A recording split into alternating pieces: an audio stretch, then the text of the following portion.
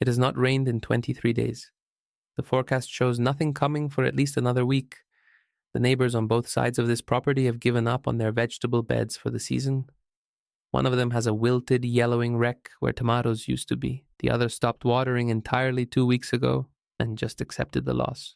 And right between those two dead plots, separated by nothing but a fence line, is a garden that looks like it belongs in a different climate zone entirely. Deep green, heavy with fruit, soil that is visibly dark and moist, even in the afternoon heat when everything around it is baking dry. The person who owns it has not run a single irrigation line, has not installed a drip system, has not purchased a water retaining product of any kind. They water once a week, sometimes less. And the secret covering every inch of their soil is so ordinary, so abundant, and so completely free that when you see it for the first time, you will spend a few seconds genuinely trying to understand how something that simple could produce a result that dramatic. Pine needles. Brown, dry, fallen pine needles raked from under any pine tree and laid across the soil surface in a layer 3 to 4 inches deep. That is the entire system. No cost, no installation, no maintenance beyond the initial raking, and what those needles are doing to the soil beneath them, to the moisture levels, to the temperature regulation, to the biological activity underground, is so comprehensively beneficial that researchers studying water-efficient agriculture consistently rate pine needle mulch as one of the highest performing ground cover materials available at any price point.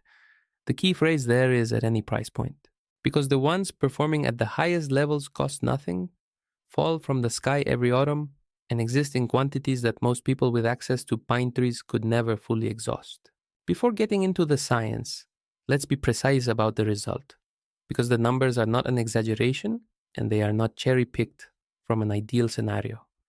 Properly applied pine needle mulch reduces soil moisture evaporation by between 60 and 80% in warm season conditions compared to bare soil. That is not a marginal improvement, that is a transformation of the water equation in a garden. The soil underneath stays consistently moist for days or weeks after watering, when the bare soil 2 feet away has dried to powder within 24 hours.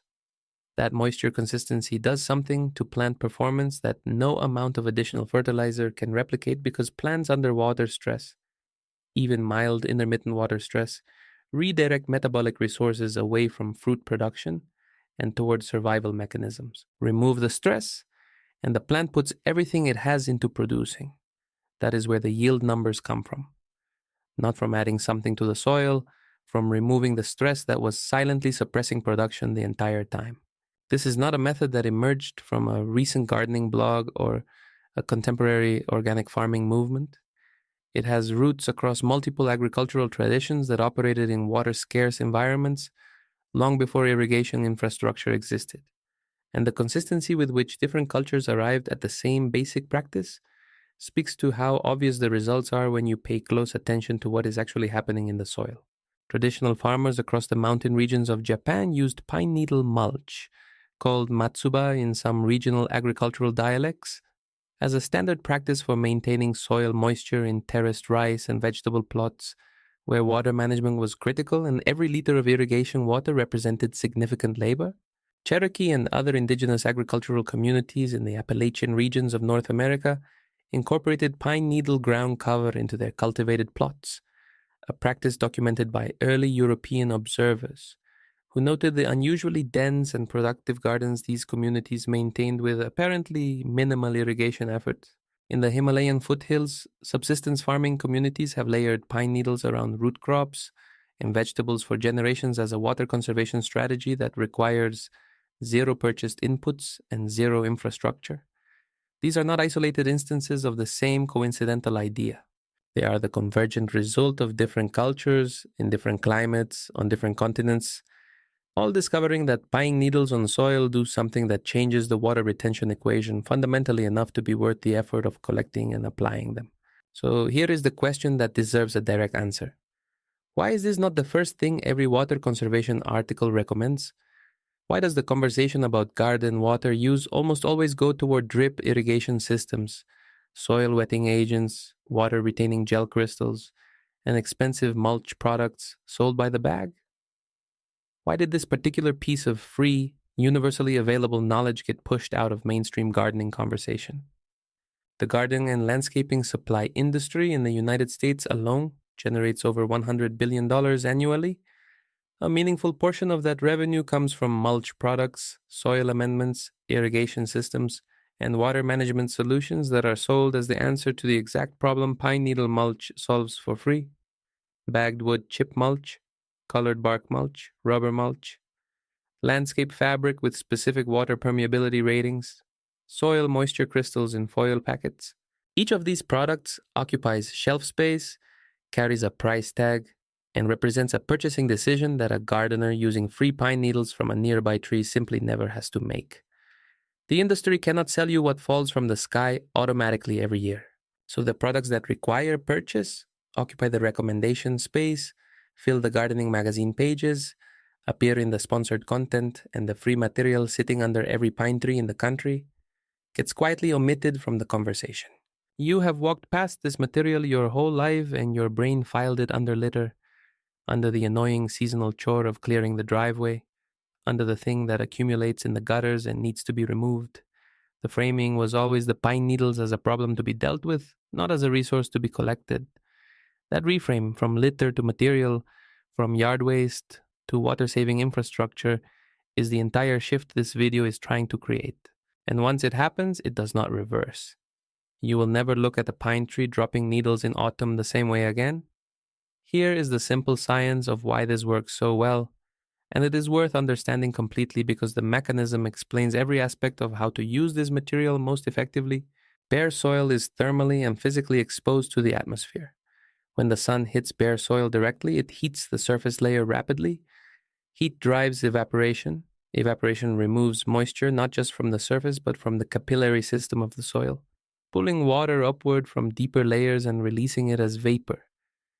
In conditions of direct sun and dry air, bare soil in a warm climate can lose the equivalent of a full irrigation's worth of moisture in under 24 hours.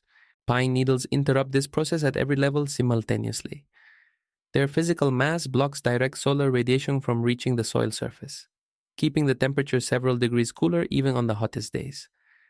The interlocking structure of fallen pine needles creates an insulating air layer between the needle mat and the soil surface, which further buffers temperature swings. Rain or irrigation water filters through the needle layer slowly and reaches the soil without the surface impact compaction that bare soil experiences from direct watering, meaning the water penetrates more deeply and encounters less surface runoff.